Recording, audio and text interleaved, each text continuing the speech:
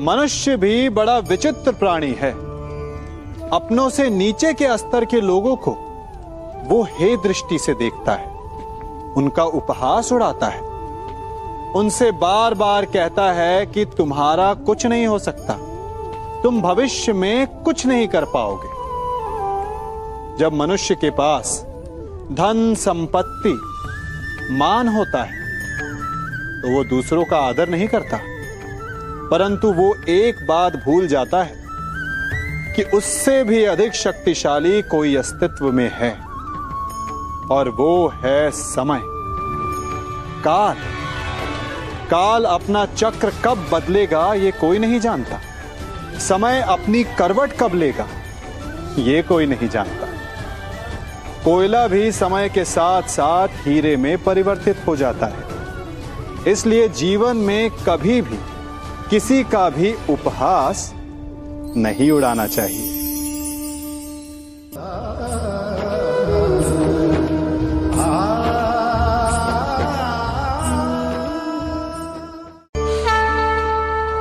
गर्व,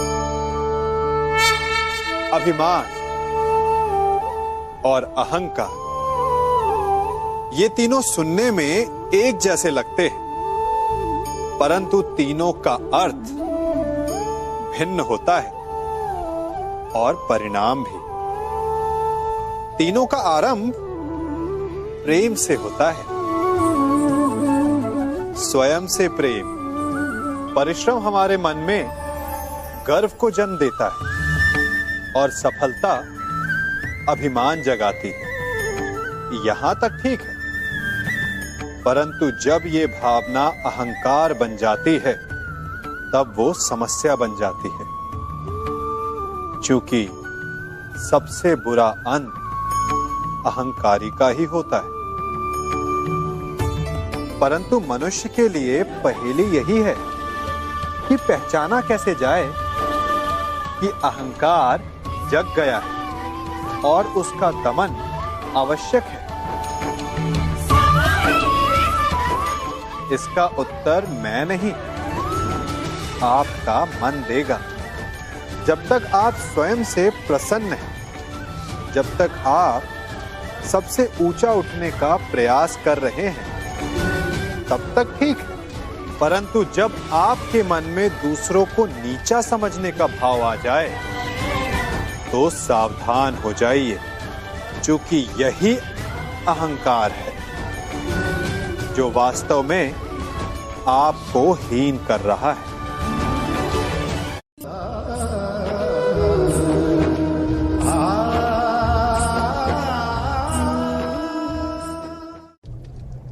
हमारा शरीर प्रकृति का एक महान आविष्कार है।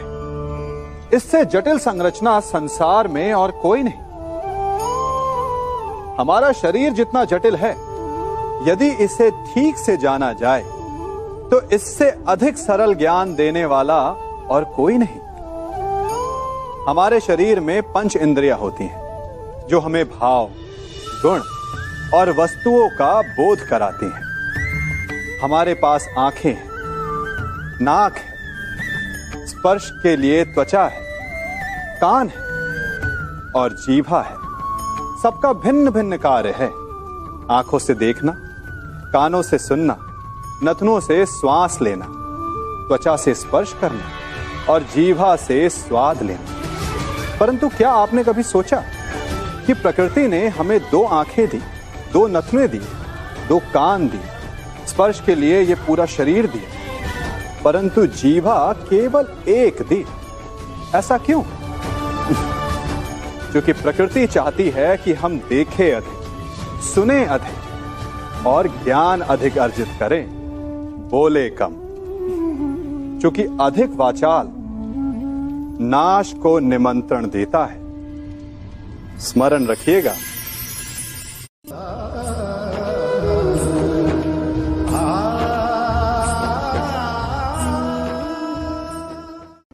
मनुष्य की सबसे बड़ी दुर्बलता क्या होती है? सोचिए। धन, प्रेम, अहंकार। मनुष्य की सबसे बड़ी दुर्बलता होती है उसके रहस्य। चाहे आप कितने भी शक्तिशाली क्यों ना हो, कितने भी प्रबल क्यों ना हो, परंतु उसके रहस्य उसके नाश की चाबी होती है। इसलिए यदि प्रबल रहना है, शक्तिशाली रहना है, समर्थ रहना है, तो अपने रहस्य को किसी को भी ना बताएं, ना मित्र को और ना ही शत्रु को, क्योंकि समय पड़ने पर कब कौन शत्रु हो जाए ऐसा कहना संभव नहीं। विभीषण को रावण के अमृत कुंड का ज्ञात था, इसीलिए प्रभु श्री राम रावण का वध करने में सफल हो सके। इसलिए उचित यही है कि आप अपने रहस्य को स्वयं तक ही सीमित रखें।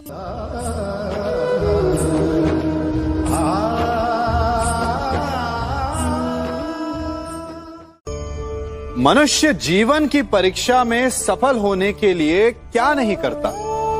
वो परिश्रम करता है, दौड़ भाग करता है, और ये सब करने के पश्चात भी जब उसका काम नहीं बनता तो वो नकल करता है ना?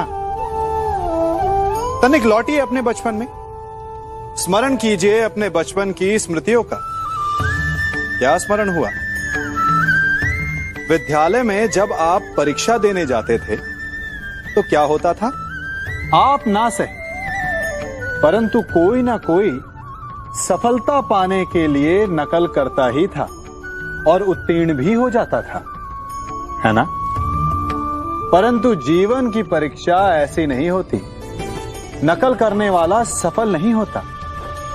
कारण विद्यालय में सबके प्रश्न पत्र एक होते थे, परंतु जीवन के प्रश्न पत्र और उनकी कठिनाई सबके लिए भिन्न होती, तो निश्चित रूप से उनके उत्तर भी भिन्न होंगे ना।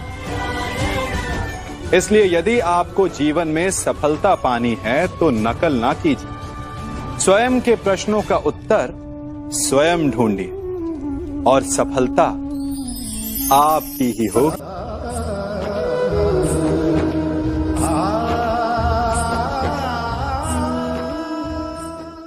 जब सागर का जल वाष्प बनकर उड़ता है तब वो हमें दिखाई नहीं देता। मेघ उस जल को अपने भीतर छिपा लेते हैं, लंबी यात्रा करते हैं, प्रयास करते हैं कि वो जल सदा उनके भीतर छिपा रहे, परंतु जब वायु का वेग उन्हें उड़ाकर किसी पर्वत से ले जाकर के टकरा देता है तब उन मेघों को बरसना ही पड़ता है, क्योंकि यही नियति है, यही प्रकृति है।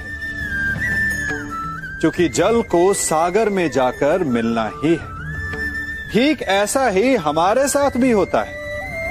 हम सत्य को अपने मन के मेघों में चाहे जितना छिपाने का प्रयास कर लें, परंतु समय की आंधी उसे वास्तविकता के पर्वत से ले जाकर के टकराकर हमारे समक्ष ले ही आती है। जिस भय के कारण आप सत्य को सामने नहीं लेकर आना चाहते, एक दिन वही भय हमारे समक्ष आकर खड़ा हो जाता है और फिर हम लाचार हो जाते हैं, क्योंकि हमने उस भय का सामना करने की तैयारी नहीं की होती। इसलिए सत्य से भागे नहीं, उसे छिपाए भी नहीं, उसे स्वीकार करें। भविष्य की बड़ी विपत्ति से बच जाएंगे।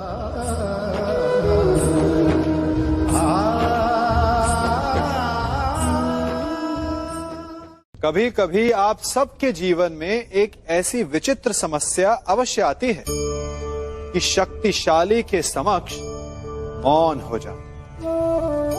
उस शक्तिशाली से विवाद करने से बचने के लिए आप मौन रह जाते।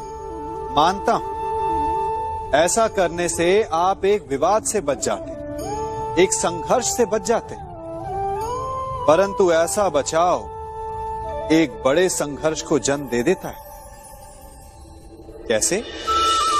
हमारा मौन रहना अनजाने में उसका समर्थन बन जाता है और वो स्वयं को अधिक शक्तिशाली अनुभव करता है और यहां से हमारा दमन प्रारंभ हो जाता है। एक के बाद एक हम अन्याय में अनचाहे रूप से सम्मिलित होते चले जाते, तो इसका तोड़ क्या है? ये समझने के लिए ये जानना आवश्यक है कि ऐसी कौन सी बात है जो आपको विरोध करने से रोकती है।